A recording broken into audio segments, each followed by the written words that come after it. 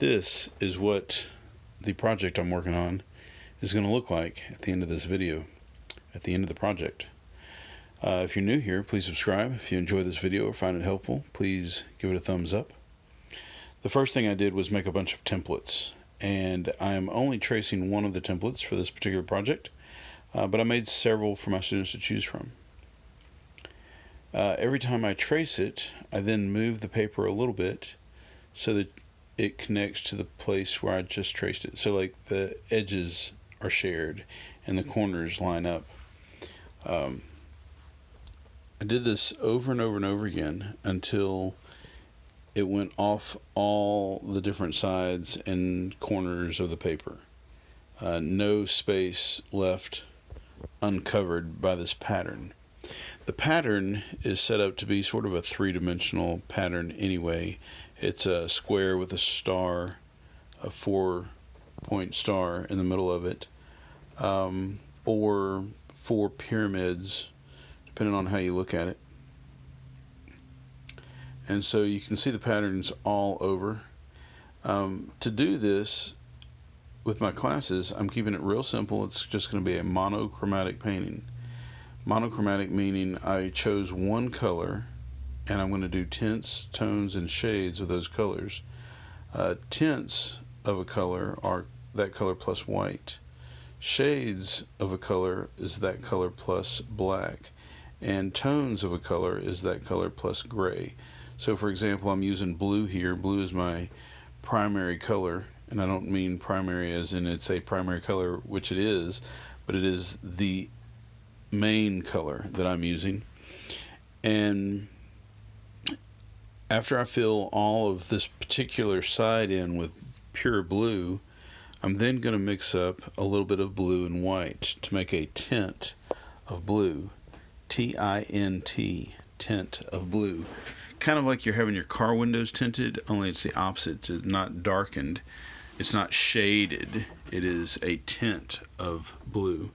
And then I'm going to paint in the opposite side of the blue triangle, or the face of the pyramid that faces the dark blue triangle, or the regular blue triangle, I should say.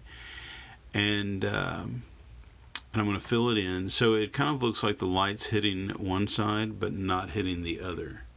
And I do the exact same triangle throughout the work of art. And that way it won't be confusing to the eye. It should look as though the light is hitting one particular side or coming from one particular direction. Now I got to be honest with you, it was a challenge to my brain to figure out what side should be what color. I tried to imagine a light source, and I tried to make the opposite sides of that light source darker and so on, but it really proved to be difficult. I think I pulled it off by the end of the project, but there are probably some things I could go back and tweak and make different. One of the things, though, to just be safe with is to make sure that each side, each plane facing a different direction, is a different tint, tone, or shade of your main color.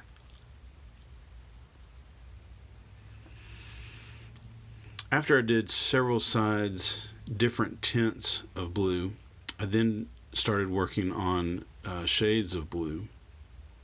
So remember, a tint is a color plus white, and a shade is a color plus black. You think of sunglasses as shades. That's more accurate than tinted windows on your car. A shade kind of blocks out the light. And so a shade of blue is a darker blue, or a shade of red is a darker red. And so I mixed together some blue and black, just a little bit of black, just a tiny amount of black, because a little bit of black goes a long way. You don't need a lot of black at all. And you can see right here already that this blue is darker than the pure blue. You can still see the blue in it, and that's preferable, I think. You want to be able to see the pure color in there. Once I had colored in all of the like sides with this shade of blue, I then mixed up a darker shade of blue to do another side. And so you can see that here coming up. So all of these are the same shade of blue, I believe. And then a minute I mix up a little bit darker. After I mixed up a shade of blue and I painted all of the various sides, I then mixed up a gray, and then I mixed a little bit of blue with that gray to make a tone of blue. And I went through and I painted all of one side, all of the like sides of these pyramids, a tone of blue. I really think this one's almost a little bit too gray, but it's got a little bit of blue in it, so I went ahead and painted it all. If I had found out that it was too gray and maybe I should have added more blue, I can always paint over it. So I'm going to go ahead and paint all of them this particular tone of blue, and then if I decide at the end that it's not right, then I can paint over all of the sides again. No big deal. Once I painted all of the like sides, all of the matching sides, this one particular tone of blue, I then mixed up a whole nother tone of blue, which is a little bit bluer this time, and I think maybe even a little bit darker. And then I painted all of the like sides of this particular triangle.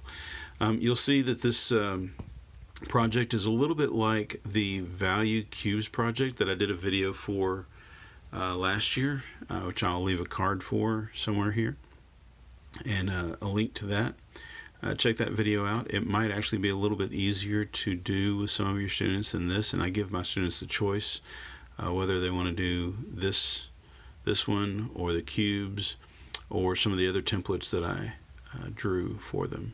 You can also come up with your own optical illusion, and as long as you do tints, tones, and shades of a particular color, it'll come out looking fairly three-dimensional looking. You want all of your lighter sides facing the same direction, all of your darker sides facing the same direction, and all of your grayer tones of your color facing the same direction.